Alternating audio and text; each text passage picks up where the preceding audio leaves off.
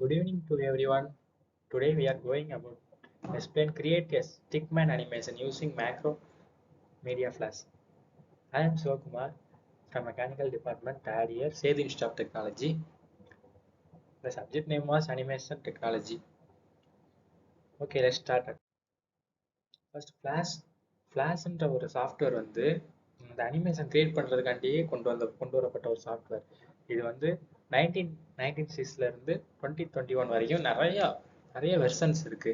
இதில் அந்த மேக்ல யூஸ் ஆகும், ubuntuல யூஸ் ஆகும். உட்காந்து கண்டிப்பாக வந்து கிராஃபிக்ஸ் கார்டு ஒரு 4 GB RAM கண்டிப்பாக இருக்கணும். ஏன்னா அது கீழே இருந்துச்சுன்னா ஒழுங்கா நம்மளால எடிட் பண்ண முடியாது.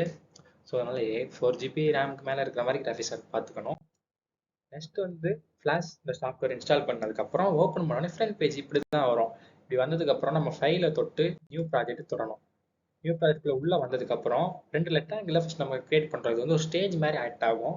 ஃபர்ஸ்ட் அந்த 2 ஸ்டேஜை கிரியேட் பண்ணிட்டு அதுக்கப்புறம் அதை வந்து கீழே இருக்கிறத மட்டும் கொஞ்சம் வந்து சேடிஸ்டாக இது பண்ணணும் ரெக்டாங்கிள். ஏன்னா மேலே இருக்க கொஞ்சம் டார்க்காக இருக்கணும், கீழே இருக்க கொஞ்சம் அப்படியே வந்துட்டு சேடான மாதிரி நம்ம இது பண்ணிக்கணும்.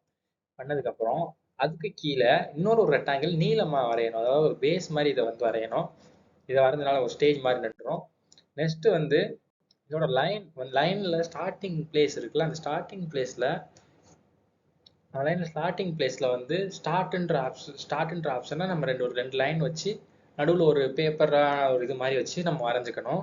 இதுதான் அந்த ஸ்டார்டிங் பாயிண்ட். ரெண்டாவது எண்டிங் பாயிண்ட் வந்து அதே இதை அப்படியே காப்பி பேஸ்ட் பண்ணிட்டு உள்ள டெஸ்ட்டை மட்டும் மாற்றிடுறோம். எண்டிங் பாயிண்ட் அந்த மாதிரி வச்சிடுறோம்.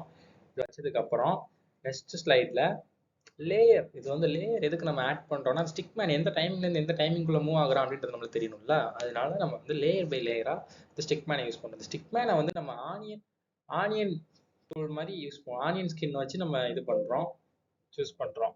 ஓகேயா?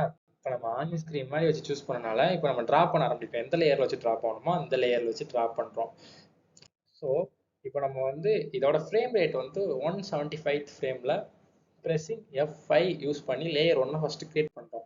லேயர் 1 கிரியேட் பண்ணிவிட்டு ஃபஸ்ட் அதை ட்ரா பண்ணுறோம். அந்த ஸ்டிக் மேனை அதை வந்து வரைஞ்சதுக்கப்புறம் F6 கிரியேட் பண்ணி நெக்ஸ்ட் ஸ்லைடாக மூவ் பண்ணுறோம். இதை ப்ரீவியஸ் ஒன்னுக்கு ஏற்ற மாதிரி இதை மூவ் பண்ணி இங்கேருந்து நமக்கு எந்த மாதிரி மூவ்மெண்ட் வேணுமோ அந்த மூவ்மெண்ட்டில் ஃபுல்லாக இந்த மாதிரி கொண்டு போகணும்னு வச்சுக்கோங்களேன். ஒரு ஃப்ரேம் பையா அது வந்து கரெக்டான அந்த ஃப்ரேமில் வந்து கரெக்டாக நிற்கும். நம்ம பார்க்கும்போது ஒரு அனிமேஷன் அப்படியே மூவ் ஆகி போகிற மாதிரி இருக்கும். இப்போ இதெல்லாம் வரைஞ்சி முடிஞ்சுட்டு ரன் பட்டன் இருக்குல்ல, ரன் பட்டனை நீங்கள் ப்ரெஸ் பண்ணால் போதும். இப்போ நம்ம வரைஞ்ச அந்த அனிமேஷன் வீடியோ, ட்ரா பண்ண வீடியோ அது வந்து இப்போ ப்ளே ஆகும். பாருங்க. இதான் இந்த ஃபைனல் அவுட்புட்.